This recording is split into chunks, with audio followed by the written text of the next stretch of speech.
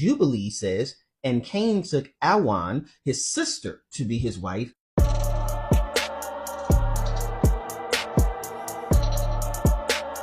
So here's our main discrepancy. All right, dear sister, let's get into part 2. Because back in Genesis 1, God creates humans on the 6th day, after he created the plants and the trees on the 3rd day. But now in Genesis 2, it's saying that there's no plants, and then God creates man. You talk fast, but I listen slow. In Genesis 2 and 5 doesn't say that there were no plants. It says no shrub of the field and no plant of the field had grown yet. That's different from Genesis 1, where God made seed-bearing plants and fruit trees on day 3. Those plants reproduce on their own. The ones in Genesis 2 need cultivation. We know this because Genesis 3 and 18 links the same words to thorns and thistles after the fall, and to crops humans would labor over for bread. In other words, the shrubs of the field were the thorns that came after the curse, and the plants of the field were the grains that required farming. So Genesis 2 isn't contradicting Genesis 1. It's pointing out that cultivated crops and thorny weeds weren't around yet because there was no rain, no farmer, and no curse on the ground. Moving on. In verse 8, God plants the Garden of Eden and he puts the man there. Then he makes the trees grow and we get the first introduction of the tree of life and the tree of knowledge. Then God puts the man in charge of the garden, tells the man not to eat from the tree of knowledge. And then God decides to make a helper for the man. So he brings the animals and the birds to the man and the man names them all. But for Adam, well, now he has a name. Actually, the word there, Adam, can refer to a specific man or mankind in general. In Hebrew, the words the man used in verses 5, 7 through 8, 15 through 16, and verse 18 are all the same word. It's the context that determines whether this is specific or general. No suitable helper was found for Adam, and so God puts Adam to sleep, takes one of Adam's ribs, and makes the woman. And they're both naked, and that's the end of Genesis 2. Eve is also named by Adam, but not until chapter 3, which is after the thing with the tree happened. So just to recap, in Genesis 1, God says, let there be light. He creates the sky, creates the land, the seas, the plants, and the trees, creates the sun and the moon, creates the sea creatures and the birds, creates the land animals, and created mankind. Slow it down once more! Dear sister, once again, a complete lack of focus on functional creation the text is concerned with, and an overemphasis on the material creation that you are concerned with. Not one single mention of anything being good, orderly, having purpose, no mention of mankind being made in God's image. You're not reading the text in its historical, cultural, literary, or geographical context. You're anachronistically reading it into Western context. This is why it seems contradictory to you. First is Genesis 2. No plants had yet sprung up, and then God creates man by himself. He plants the Garden of Eden. He brings the animals, and the man names them all. And then God puts the man to sleep, takes a rib, and makes the woman. Genesis 1 shows God creating all people in his image. It's the wide angle shot. God setting up the whole world like a sacred space designed to work for humanity. The focus isn't on one person yet. It's on humanity in general. That was normal in ancient stories too. But Genesis flips it by saying every human, not just kings or elite, is made in God's image. Once again, Genesis 1, big picture. God setting up the whole cosmos as a sacred space for humanity. Genesis 2 zooms in on the Garden of Eden, the center of that sacred space, showing how humans were meant to live and work in it on God's behalf. Genesis 1 is about cosmic identity. Genesis 2 is about human identity. It's not contradictory, it's complementary when we read it in context. So do you see how I came to the conclusion that I came to? Yes, I do. By misreading the text with Western eyes, stripped of its context. And with all my heart, that is not a knock. I've done it. Sometimes I'm still capable of doing it without even noticing. We are not the original audience, and we all need help in learning how to read this ancient text the same way they would have.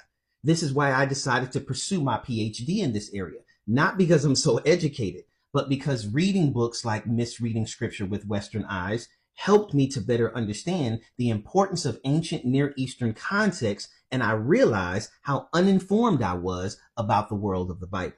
It does not sound like the same creation story at all. Agreed. When we read it with Western ontology and not Eastern, it will always sound contradictory.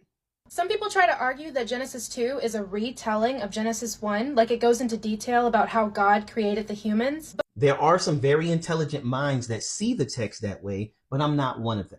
I think that seeing the text as complementary is more accurate than as zooming in on day 6. Again, the key piece of literary evidence for this is the verse you skipped in chapter 2, verse 4, in which the same exact language is used 10 different times in Genesis. But no, because like I pointed out before, in one story, God makes the plants before he makes the humans, and in another story, he makes the humans before he makes the plants. It's not a contradiction. It's two different types of plants. We've covered all of this before, and I don't want to be redundant. Also in Genesis 1, God creates man and woman together, and he tells them to be fruitful and multiply. But in Genesis 2, God creates man first, and then he's looking for a helper for the man, and so he brings the animals first, but that's not enough for the man, and so God puts him to sleep and then makes the woman. There is no contradiction. Hebrew scholars note that the verb structure of chapter 2, verse 19 allows a past perfect interpretation, indicating those animals were already created, as Genesis 1 describes, and God was now bringing them to Adam from elsewhere. Some English translations, like the NIV or the ESV, reflect this by saying had formed. So Genesis 2 isn't contradicting the timeline, it's zooming in on day 6, showing how God engaged with Adam. He brings the animals to Adam to name them and then creates Eve. The focus is relational and local in the Garden of Eden, and not a second universal creation sequence. And God never tells them in Genesis 2 to be fruitful and multiply. In fact, Adam doesn't sleep with Eve until after they're kicked out of the garden in chapter 4. The text doesn't say that. It says Eve got pregnant in chapter 4. We cannot say for sure that this means that they had not had sex yet. Yet another reason why I believe it was two different creation stories is because of chapter 4 with the story of Cain and Abel. Genesis 3:20 explicitly states that Eve was the mother of all living.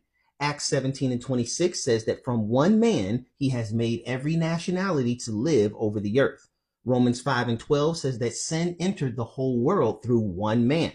That's 3 different texts and authors affirming that no other species of humans existed that did not come from Adam and Eve. Why would Cain be worried about somebody killing him if it was just him and his family on earth? Because he had alived one of their family members. Think about this logically. If there were other humans on the earth, why would they even care about what Cain had done? If there was a different region, how would they even know what Cain had done? Furthermore, they would not have been deceived by the serpent or impacted by Adam's sin. That would have only impacted Adam's bloodline. So it would have made no sense for a morally perfect, sinless human being to want to unalive Cain. The only people with motivation to harm Cain would have been his immediate family. It wasn't just him and his family on earth. There was a completely different batch of humans that God made in Genesis 1. The ones that God told to be fruitful and multiply. Yeah, they started multiplying. Adam and Eve started multiplying. Now note that Genesis 5:1 uses the same phrase as Genesis 2:4. This is the document containing the family records of Adam. On the day that God created man, he made him in the likeness of God. Notice it's connecting one section to another. Emphasis is on function, not material creation. This also explains why Cain found a wife in verse 17, who later gave birth to Enoch. His wife was part of that first batch of humans. As we've already said, there was no first batch of humans. The biblical text affirms one lineage of human beings and traces that lineage in chapter 5. Now, I do not affirm the book of Jubilees as being inspired, but I do think it's noteworthy that Jubilees says, and Cain took Awan, his sister, to be his wife, and she bare him Enoch at the close of the 4th Jubilee. So not even the pseudepigraphal writer of this apocalyptic literature would affirm 2 batches of humans. Seth, Enos, and Kenan all married their sisters. Mahalalel, Jared, Enoch, Methuselah, Lamech, and even Noah married their cousins according to Jubilees. Once again, Jubilees is a pseudepigraphal apocalyptic literature. I do not affirm that it is inspired by God. Much of its content contradicts scripture, but even it does not support your interpretation of a second batch of humans. Now, that's my theory. That's my textual evidence. That's not evidence, dear sister. That's your interpretation.